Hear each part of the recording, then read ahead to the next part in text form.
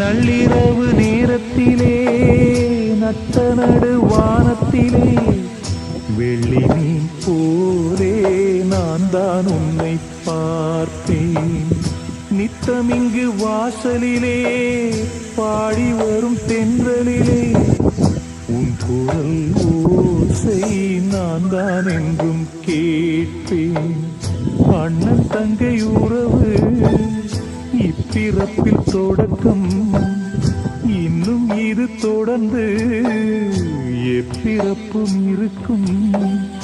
வந்ததும் வாழ்ந்ததும் கொஞ்ச நாளாகும், உனக்காக நானே நலம் பாடுவேனே. தேவன் உந்தன் துணை வரத்தானே. சின்னமணி கோயிலிலே ஆடுத